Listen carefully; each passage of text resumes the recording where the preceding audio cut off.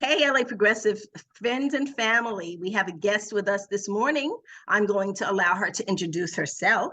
We're going to be talking again about ADEMs. So, Fatima, please introduce yourself.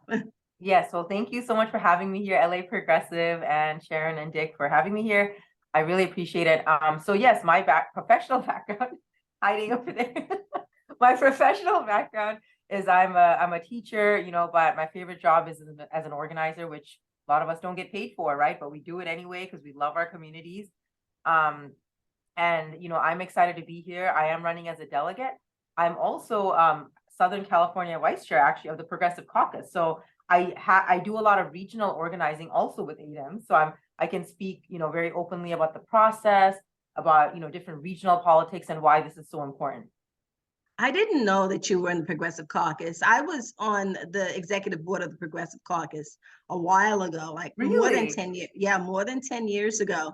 And then I decided to pour myself really into the LA Progressive because I felt like I could make more of a dent there. But right now, I think that progressives are in a unique position, more unique than I've ever experienced in my life, where we can actually get more and more progressives into the Democratic Party.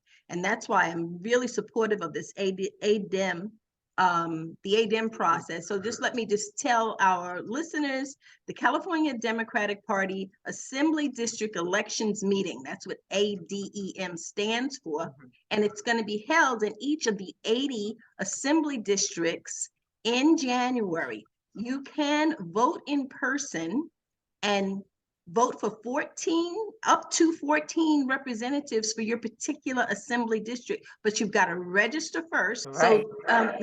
So tell me, what is your take on this whole ADEM process of electing representatives? Right. Yeah. So I have seen every side of the Democratic, party, right? And as progressives, a lot of times we think, well, honestly, like what's the party doing for me, right? So why do I need to get involved?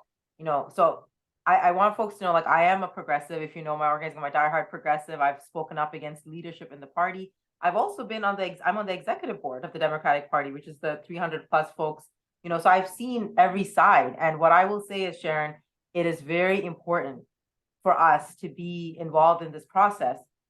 There's very few ways where money doesn't control elections, okay? And where you can use your skills that you have had on the streets, organizing, doing voter outreach, texting your network, to win some of these races. And what's really powerful is that a lot of us, are running on slates. So I want to direct people actually to a really good website. It's pdn.vote. So this is an organization. Can you repeat that? Yes, I P can. like Paul, D like David, N N like like Nancy. Nancy. Okay. .vote. And basically they're the Progressive Delegates Network. And what they do is they have a questionnaire they ask delegates. They actually don't endorse slates.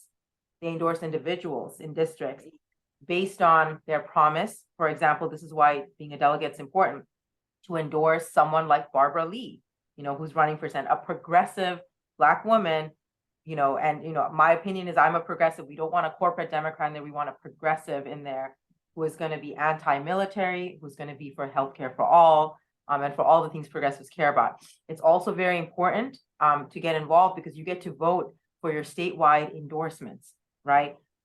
For even federal endorsements, those running for Congress, right? Those running for state Senate and state assembly. And that is very important because, it gives you a certain sort of grassroots power. If your assembly rep is doing what you want, you can give them your vote. But if they're not, it's something you can use to leverage and say, well, if you want my endorsement vote, I want you to vote this way. So, and lastly, we get to vote on the Democratic platform. And, Sharon, you probably know, being involved in the party, the platform is actually very progressive. And it's getting more progressive because, as we know, when Bernie Sanders ran, he encouraged a lot of us to get involved. And, of course, the sad part is we need our legislators to match that. But as delegates, that's the hopeful thing. We, as a whole, can be very progressive and sort of be that force that pushes the party, I hate to say left, but just to work for people, so that's why. Yeah, I agree with you because polls and studies have shown that the majority of Americans actually support progressive platforms. They support Medicare, Medicare for all, maintaining Social Security, believe it or not. I mean, that's something that's up on the table in consideration for being privatized. There have been attempts to privatize it in the past. Right. Strong public education.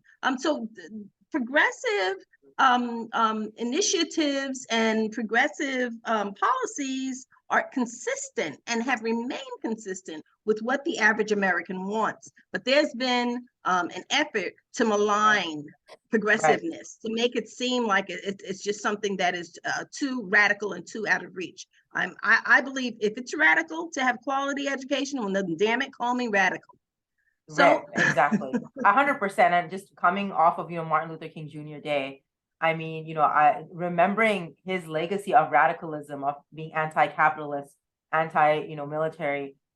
We have to not let his memory be whitewashed, and we have to really bring what he fought for to light into reality, and it's some of those things you talked about. A lot of the country didn't like him when he died, and we have to remember that. And there's a reason for that, that those in power didn't like him. It's because he spoke the truth and he fought for the truth. Yeah, one thing that came out about the Vietnam War, a year before he was assassinated, he came out and he delivered a powerful speech at Riverside Church in New York City. And he talked about us and we need to get out of Vietnam. Many people believe that was the beginning of the end of Martin Luther King. I didn't know that. His speech. Yeah, but what later came out was that Richard Nixon actually took steps to prolong the war because it would benefit him politically as he was running for president. Wow. So Johnson had already made steps with those in leadership in Vietnam, and they were planning to end the war. Richard Nixon got in there and said, no, let's keep it going. So who knows how many thousands of young men lost their lives just so that Richard Nixon could win his presidential bid.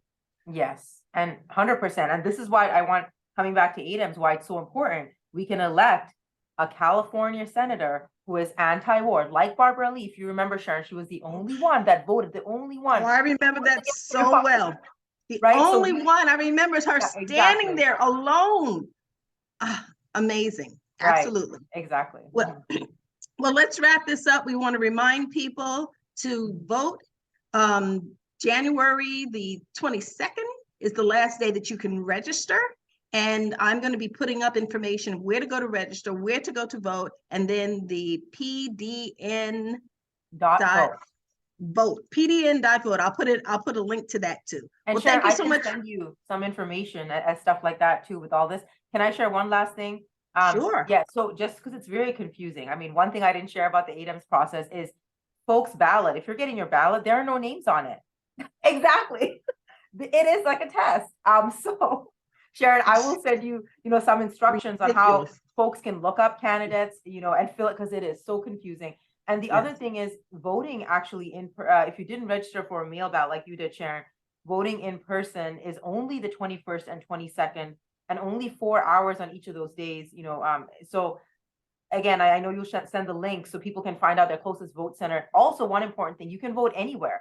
So, if someone lives in AD 66, but they work in downtown, or they're going to be in downtown for a party, it's a weekend, I guess, not for a party or something, they can find a center near them. And still I didn't know that.